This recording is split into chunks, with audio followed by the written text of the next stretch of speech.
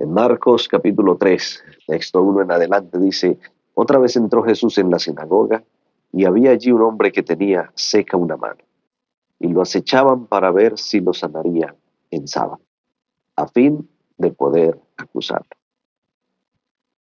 Nos encontramos con otro de esos episodios interesantes de la vida de Jesús, donde Jesús es espiado, es seguido simplemente con el objetivo de saber si en algún momento se equivocaba. Y en este caso, ellos querían confirmar que Jesús sanara a alguien en sábado para poder acusarlo y decir: este no guarda el sábado. De entrada, en este capítulo 3 nos muestra dos tipos de personas que siguen a Jesús. Algunos siguen a Jesús porque realmente quieren estar con Jesús o porque quieren obtener algún beneficio de parte de Jesús. Pero hay otro tipo de personas que sigue a Jesús simplemente para poder acusar en algo a Jesús. Es interesante porque en el mundo actual muchas personas estudian la vida de Jesús, estudian la Biblia, estudian los evangelios, estudian la historia, única y exclusivamente con el objetivo de encontrar cómo desautorizar los escritos de Jesús, las palabras de Jesús, o tergiversar la historia de Jesús. Y esto es bastante importante porque no se trata solamente de acercarnos a Jesús, sino determinar la forma en que nos acercamos. ¿Cómo está nuestro corazón al acercarnos a Jesús? El capítulo de hoy, Marcos capítulo 3, pues nos dice que había gente que se acercaba a Jesús y lo acechaba solamente con el objetivo de ver si él iba a sanar un hombre en sábado. El texto 3 dice: entonces dijo al hombre, Jesús dijo al hombre que tenía la mano seca: levántate y ponte en medio. Algo interesante es que Jesús conoce los pensamientos de los seres humanos. Y Jesús conocía los pensamientos de aquellos que estaban tratando de entramparlo. Sabían lo que pensaban. Y entonces les pregunta a Jesús: ¿es lícito en los sábados hacer bien o hacer mal? ¿Salvar la vida o quitarla? Jesús va a la esencia. Para los judíos era muy importante la observancia del sábado, el no hacer nada en el sábado. Pero habían perdido la esencia del sábado. Y Jesús les pregunta: ¿qué es lícito hacer en sábado? Los judíos habían constituido más de 600 reglas acerca del sábado.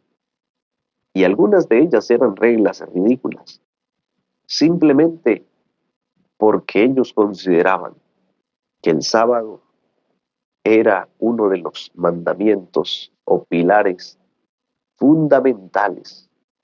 Era uno de los mandamientos que les identificaba como pueblo de Dios y que debían ellos ser tan estrictos y tan leales al sábado. Y por tal razón había mandamientos específicos para impedir que el sábado fuese violado. Sin embargo, el gran problema es que ellos olvidaban la esencia del sábado. El sábado, como dijo Jesús, fue hecho por causa del hombre, en beneficio del hombre. Y Jesús lo que está tratando de hacer allí, en este episodio, es mostrar cuánto valor tiene el ser humano para Dios. Y el ser humano es de tanto valor para Dios que Dios dejó un día especial, y fue el sábado. Pero no para convertirlo en una piedra de tropiezo. Así que Jesús le pregunta: ¿es lícito en los sábados hacer el bien o hacer el mal? ¿Salvar la vida o quitarla? Y comencemos a comparar entonces el actuar de Jesús y el actuar de aquellos que estaban espiando a Jesús. Mientras que Jesús estaba intentando devolver el sentido de la vida, devolver la felicidad a un hombre que tenía una mano seca, aquellos personajes estaban intentando dañarle la vida a Jesús.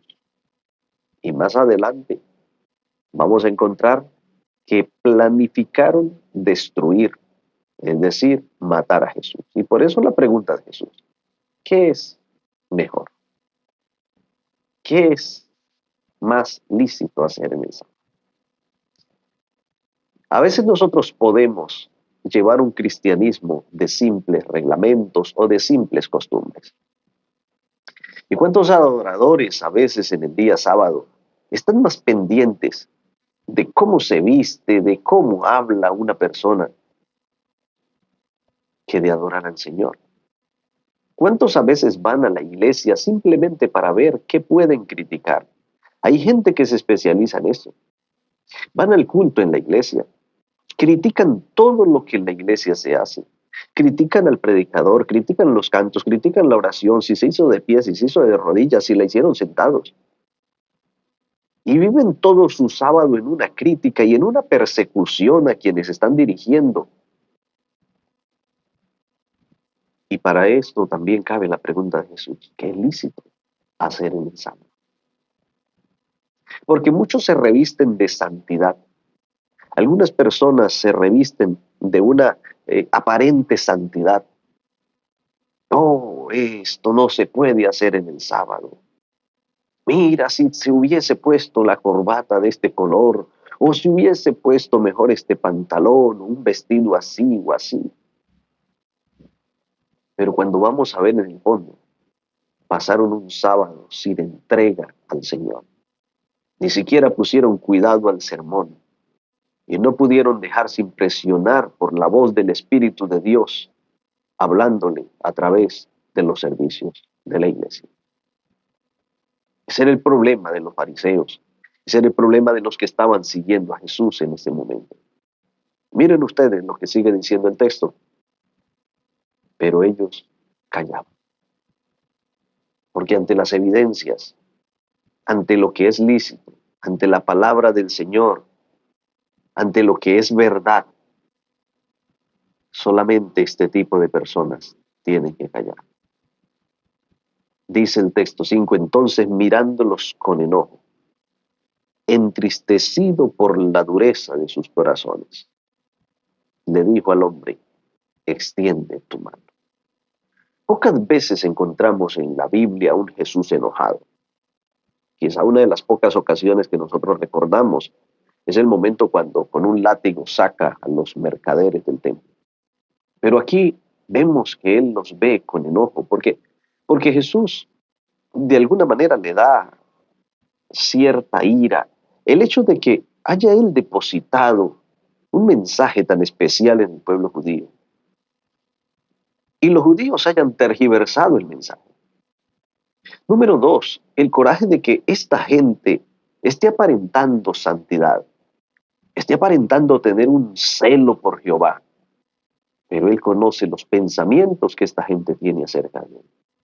Mientras que Jesús tiene los pensamientos de restaurar a un ser humano en aquel momento, estas personas están con el pensamiento de matar, de destruir a Jesús.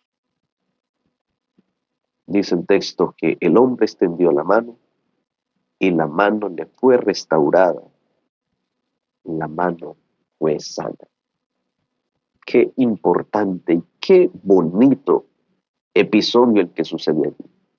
Era un momento para celebrar, era un momento para dar gloria al Señor, para bendecir al Señor y para decir, Señor, gracias. Y ver que el poder de Dios se estaba manifestando en aquella congregación, en aquella sinagoga. Era un momento para reflexionar si hasta aquí había habido algún asunto hacia Jesús. Y ahora ver que el poder de Dios le respaldaba, ellos podrían haber reflexionado y haber dicho, ok, tenemos que revisar nuestra posición acerca de Jesús, porque hay un milagro evidente aquí. Hay algo aquí que no es común. Sin embargo, el texto 6 muestra un panorama totalmente distinto. Dice, Él la extendió, la mano fue restaurada y sana, Y salieron entonces los fariseos y se confabularon con los herodianos para destruirlo.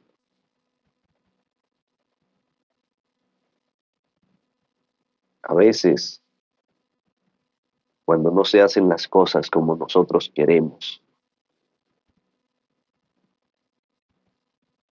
podemos sentirnos tentados a confabularnos con el otro o con otros para destruir a quien se atraviese en nuestro camino. Sin importar que estemos o no estemos en la razón. Esta gente se confabuló con los herodianos. Fariseos y herodianos ahora se confabulaban para destruir a Jesús. La pregunta es, ese día el culto terminó. La gente salió de la sinagoga. Había dos sentimientos. Unos glorificaban a Dios por la sanidad que habían presenciado, y me imagino aquel hombre de la mano seca tan feliz después de estar alguien con una mano inservible, inutilizable, que la mano vuelva a ser restaurada.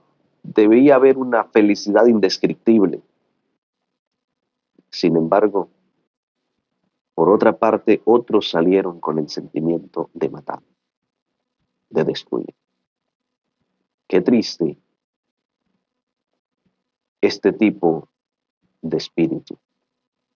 Qué triste este tipo de personas que en vez de salir de la iglesia transformados, dejándose tomar por el Espíritu del Señor, salgan de la iglesia con ganas de matar.